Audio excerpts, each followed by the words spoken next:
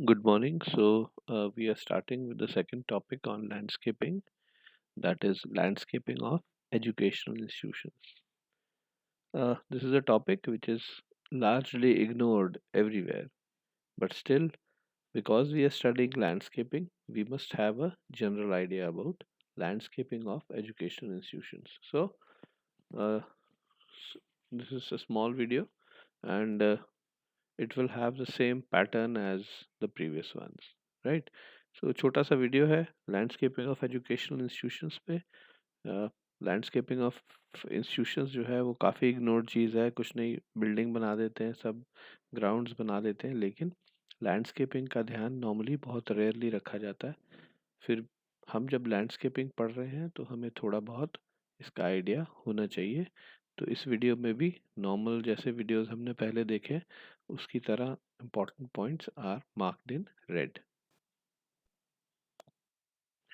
तो सबसे पहले हमें ये सोचना है कि लैंडस्केपिंग की ज़रूरत क्या है। इंस्टीट्यूशन है, वहाँ पढ़ाई होती है या स्पोर्ट्स होती है या बाकी एक्टिविटीज़ होती है, इसमें लैंडस्केपिंग कहाँ से आ गया। तो वही एटीट्यूड सबका होता है। लैंडस्केपिंग इसीलिए एजुकेशन इंस्टीट्यूशंस में निग्लेक्टेड होती है, लेकिन लैंडस्केपिंग से क्या होगा, आपका इंस्टीट्यूशन जो है वो सुंदर लगेगा, अच्छा लगेगा। जो वहाँ पे लोग आते हैं पढ़ने या थोड़ा बहुत जो उनको टाइम मिलता है बैठते हैं, उसमें उनको थोड़ा सा खूबसूरत चीज़ दिखेगी, तो उनके अंदर भी ब्यूटी को अप्रिशिएट करने की एक जो सेंस है वो आ जाएगी। ठीक है, एस्थेटिक सेंस जिसको कहते हैं वो डेवलप होगी, या उनका मन करेगा कि चलिए अच्छा लोकेशन है, आसपास अच्छा है, तो वहाँ पे बैठते हैं थोड़ी देर, राइट, इंस्टीट्यूशन में जाते हैं। और याद भी रहेगा बाद में, जब खासकर जब पास आउट हो जाते हैं। अगर आपका इंस्टीट्यूशन डर्टी होगा, क्लीन नहीं होगा, तो वो भी आपको याद रहेगा, और अगर आपका इंस्टीट्यूशन वेल प्लान्ड होगा, गार्डन्स अच्छे होंगे, वो भी आपको प्लान रहेगा। और ऐसा नहीं है कि जब हमने स्कूल बनाना है या कॉलेज बनाना है तभी हम कर सकते हैं लैंडस्केपिंग। बाद में भी लैंडस्केपिंग हो सकती है अगर आपने पहले प्लान ना किया हो, लेकिन उसके लिए थोड़ा सा ध्यान ज़्यादा देना पड़ता है। जब हम लैंडस्केपिंग करते हैं तो हम क्या चीज़ें ध्यान में रखते हैं इंस्टीट्यूशंस में। जब लैंडस्केपिंग करते हैं तो aims of landscaping are that we have to control the noise.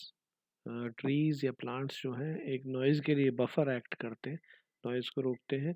फिर जब आंधी चलती है, बहुत मिट्टी उड़ती है या बहुत ठंडी हवा चलती है, उसको भी हम किसी तरह से उस हवा को ब्रेक कर दें, ब्लॉक कर दें with the help of trees and bushes. तो स्कूल या कॉलेज जो है उसमें ठंड, मिट्टी, पॉल्यूशन थोड़ा कम होगा। और कभी कभी क्या होता है कि कोई चीज़ जगह ऐसी होती है, टूटी हुई दीवार है या कुछ ऐसी चीज़ है जो आप दिखाना नहीं चाहते हर एक को, तो उसके आगे भी आप अगर प्लांट्स वगैरह लगा देंगे तो वो थोड़ा सा कवर हो जाएगा। ऑफ कोर्स शेड प्रोवाइड करते हैं पेड़, उसके नीचे आप स्टूडेंट्स बैठ सकते हैं, गर्मी या ठंड से बच सकते हैं, वो तो है ही। तो these are some of the aims. Noise, pollution, dust को रोकना, और खूबसूरती प्रोवाइड करना, थोड़ा सी छांव प्रोवाइड करना, गर्मी से या ठंड से बचाना, ये कुछ एम्स हैं लैंडस्केपिंग ऑफ इंस्टीट्यूशंस के। अब अगर हमने लैंडस्केपिंग करनी है तो कैसे करनी चाहिए। सबसे पहले जो मेन कंपोनेंट होता है, मेन पार्ट होता है लैंडस्केपिंग का इंस्टीट्यूशंस में, वो ट्रीज होता है। तो ट्रीज कहाँ कहाँ लगाने चाहिए, कौन से ट्रीज लगाने चाहिए, वो थोड़ा सा डिस्कस कर लेते हैं। सबसे पहले तो रियर एंड विंग्स, मतलब कि स्कूल के पीछे और साइड्स में आप बड़े पेड़ लगा सकते हैं जो शेड देते हो, छायादार वृक्ष जिनको कहते हैं, वो आप लगा सकते हैं, जिससे कि हवा और डस्ट अगर उड़ के आ रहा है या पोल्यूशन उड़ के आ रहा है तो वो रुक जाए। ठीक है, वो सिर्फ आप साइड्स पे और पीछे लगाएंगे, फ्रंट में नहीं लगाएंगे। तो यूकलिप्टस और सिल्वर ओक कुछ एक प्लांट्स हैं जो आप पीछे लगा सकते हैं। ठीक है, फिर जो आपका बड़े बड़े पेड़ आपने लगा दिए, उनके थोड़ा सा डिस्टेंस अगर जगह है तो अंदर की तरफ आप थोड़े छोटे पेड़ लगा सकते हैं जिनमें फूल किसी एक सीजन में आते हो। अगर इतनी जगह नहीं है तो उन पेड़ों के साथ आप श्रब्स लगा सकते हैं। ट्रीज़ की 2 लाइन नहीं लगाना चाहते तो आप 1 ट्रीज़ की लाइन और 1 श्रब की लाइन लगा सकते हैं। ठीक है? और फ्रंट में, स्कूल का जो फ्रंट है, उसमें आप बड़े-बड़े शेडी ट्रीज़ नहीं लगाएँगे। उसमें आप छोटे साइज़ के ट्रीज़ लगाएँगे ताकि बाहर से आपका स्कूल नज़र भी आए और एक बफर बन जाए, एक रो बन जाए ट्रीज़ की जो डस्ट को और नॉइज़ को रोके। अशोका का जो पेड़ है that is quite a good tree to plant in the front. Back में नहीं, बैक में आप पीपल, बर्ड इस तरह के यूकेलिप्टस, सिल्वर ओक लगा सकते हैं। ठीक है? फ्रंट में एवरग्रीन्स लगाएँगे ताकि ग्रीन-ग्रीन नज़र आता रहे हमेशा। उनके पत्ते झड़े ना, ऐसे पेड़ लगाएँगे नहीं तो कई होते हैं सीज़न में जो ये सितंबर अक्टूबर वाले मंथ्स हैं, नवंबर वाले मंथ्स हैं, इनमें इनके पत्ते झड़ जाते हैं, उससे नीचे गंद भी पड़ता है और थोड़ा-सा ड्राई सा भी लगता है। तो फ्रंट में ऐसे नहीं लगाने पेड़ हमने, फ्रंट में हमने एवरग्रीन ट्रीज़ लगाने हैं जिनके पत्ते 12 महीने ग्रीन रहते हैं। ओके, देन अगर आपके इंस्टीट्यूशन में कोई लॉन है जहाँ आपके घास लगा हुआ है, या कोई एरिया है जहाँ फ्लावर्स लगे हैं, तो उसके चारों तरफ हेज लगाने की बजाय हम उसके आसपास श्रब्स लगाते हैं। श्रब्स इसलिए लगाते हैं कि श्रब्स को मेंटेनेंस ज़्यादा नहीं चाहिए, आपने लगा दिया तो थोड़ा बहुत पानी दे दिया, दे विल रिमेन अलाइव। अब हेज अगर लगाते हैं या फ्लावर्स ही फ्लावर्स लगा देते हैं तो उसका बहुत मेंटेनेंस चाहिए, माली चाहिए आपको जो रोज़ उनका ध्यान रखेगा, पानी देगा, वीडिंग करेगा, हेज को काटेगा, तो उसका हाई मेंटेनेंस है। श्रब्स जो हैं वो हाई मेंटेनेंस नहीं है। ठीक है?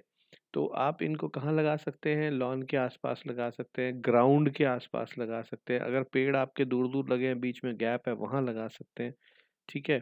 फिर अगर छोटे-छोटे रास्ते जा रहे हैं, तो उन रास्तों के दोनों तरफ लगा सकते हैं आप। और फिर अगर और जगह है तो उसमें आप फ्लावर बेड्स लगा सकते हैं। श्रब्स काफ़ी इम्पोर्टेंट होती हैं इंस्टीट्यूशंस में, लो मेंटेनेंस होती हैं और फ्लावरिंग काफ़ी अच्छी आती है कुछ श्रब्स में। हिबिस्कस हो गया, इस तरह के जो श्रब्स हैं उनमें काफ़ी अच्छी फ्लावरिंग आती है। बड़े-बड़े फूल आते हैं, कलरफुल आते हैं, अच्छे लगते हैं। तो श्रब्स लगाना काफ़ी ज़रूरी है। फ्लावर्स कम एरिया में लगने चाहिए, लगा सकते हैं, नो प्रॉब्लम्स। फ्लावर्स कम लगाइएगा, हेजेस ज़्यादा लगाएँ अगर आप इंस्टीट्यूशन की लैंडस्केपिंग प्लान कर रहे हैं। ऑलराइट, लास्टली हमें क्या-क्या ध्यान में रखना चाहिए? पेड़ इतने फ्रंट पे आप इतने बड़े-बड़े नहीं लगाएँ ताकि बिल्डिंग नज़र आनी बंद हो जाए, पता ही नहीं पीछे क्या है इसके, ठीक है? बिल्डिंग नज़र आनी चाहिए, पता लगना चाहिए कि इंस्टीट्यूशन है, ठीक? जो अंदर इंस्टीट्यूशन के अंदर जो सड़क है कोई या पाथ है जिससे चलते हैं लोग, आते हैं, उनके दोनों तरफ आप लंबे पेड़ लगा सकते हैं, लेकिन फ्रंट में बहुत लंबे पेड़ नहीं लगा सकते हैं। आप जब ये प्लांटिंग कर रहे हैं तो ध्यान रखिएगा कि अगर ऊपर से कोई वायरिंग्स वायर्स जा रही है इलेक्ट्रिसिटी की या नीचे से सीवरेज की पाइप जा रही है, तो वो ज़रा ध्यान में रखेंगे। काफ़ी जगह पे इस चीज़ का ध्यान नहीं रखा जाता और फिर बाद में वायरिंग को जब प्लांट टच करता है तो शॉर्ट सर्किट हो सकता है या फिर वो बिजली वाले आके उस पेड़ को काट जाएँगे।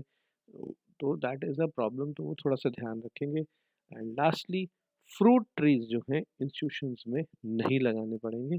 आप जानते हैं क्या होगा, फ्रूट ट्रीज़ लगाएँगे तो स्टूडेंट्स जो हैं फ्रूट्स को तोड़ेंगे, पत्थर भी मारेंगे, पेड़ पे भी चढ़ेंगे, एक्सीडेंट्स हो सकते हैं, इसलिए फ्रूट ट्रीज़ नहीं लगाएँगे आप, शेडी ट्रीज़ लगाएँगे जिनमें छाया हो लेकिन फ्रूट्स एडिबल ना हो at least by human beings. Okay, so this is a small video on landscaping in educational institutions and it is very important examination point of view से अगर देखें तो क्योंकि आप इंस्टीट्यूशन में पढ़ रहे हैं, ये वाला टॉपिक एग्जाम्स में काफ़ी बार पूछा जा सकता है। सो छोटा सा है, please take down the important points and keep them somewhere where you can retrieve and use them later. Okay, thank you.